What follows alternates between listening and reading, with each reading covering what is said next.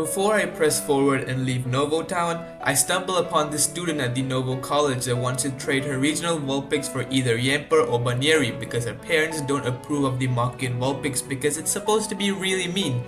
She assures me that her Vulpix isn't mean and coincidentally the route east of Novo has wild Yamper.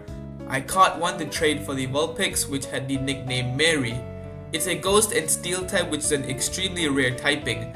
I do lack a fire type now, and while there is a starter shop at Novo, I don't have the required fire token. I clear out an avatar Nidorino that's blocking the path, and after doing so, this random guy approaches me. Apparently he wasn't trapped by the Nidorino, he was just chilling. He suggests that people have become jaded as these avatar Pokemon are magical creatures, but people only really focus on how dangerous they are.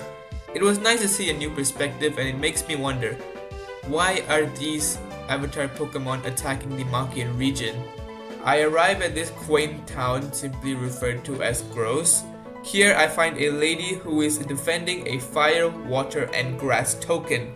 This is extremely good for me because now I have starter options to boost my team's overall usability. I got my team trained up to the level cap which allowed Riolu to evolve into a Lucario. Even so, this battle was not easy. I did manage to get the dub eventually, but I lost a lot along the way. It came down to a double leech seed stalled by Absol's planned doubt move to get the win and get the tokens, so I was thrilled when I finally got the win. I immediately benched Maki and Goldeen for Chari the Torchic because Goldeen's fairy type overlapped with Absol's fairy type. I really wanted to use Absol because of the side quest we did earlier. I also replaced Maki and Sentret with the Trapinch I had earlier. Along the way to Lux Tech Campus, which is where the next gym is, Torchic evolved into a Combusken and Trapinch evolved into a Vibrava. I reached the campus and talked with the receptionist at Lux Tech to schedule a gym fight. Helena, the gym leader, arrives and recognizes me as Mavis's child. She comments about how the gym schedule is packed and I won't be able to get a battle anytime soon. She also mentions that I'm chasing my brother, but I simply tell her that he isn't relevant right now.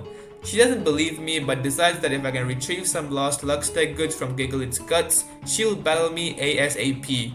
The task is dangerous, but Professor Tamarin advocated for me that I tend to take up dangerous tasks, which is enough for Helena to give me the task.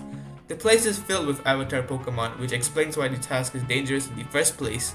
So, this trainer in Gigalith's guts needed some help with healing his Pokemon, and upon helping him, it turns out he's training Fion.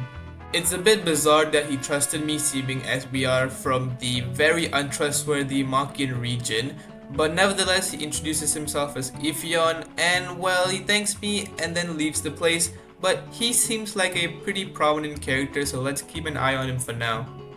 I find this X-Chasm base and upon poking around, I run into the kid with the Togekiss. He battles me once again and upon defeating him, he decides to tag along to defeat the avatar Pokemon in this cave. He tries to stir up conversation, but it is pretty blatant that he is timid and well, doesn't have any friends. Eventually, I find the Luxtech goods and well, the guy just starts to sputter vague stuff. He tells me to take the Chasm keycard in the parcel and implied that he used to use it.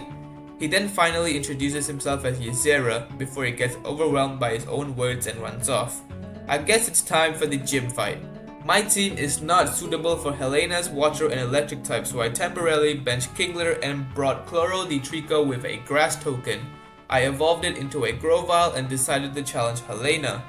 Grovyle was useful with its matchups against Lantern and Luxio, but the MVP was definitely Combusken, taking both Luxio and her Ace Toxtricity out, hanging on with 4 HP. Insanely clutch, and that performance gives us the Patience badge. My brother calls and tells me he's won the 6th badge. Of course, he goes on about how it's gonna get more difficult and that I should quit, and even makes a snide comment about how he'll meet me at the championships when I'm in the stands. What a clown.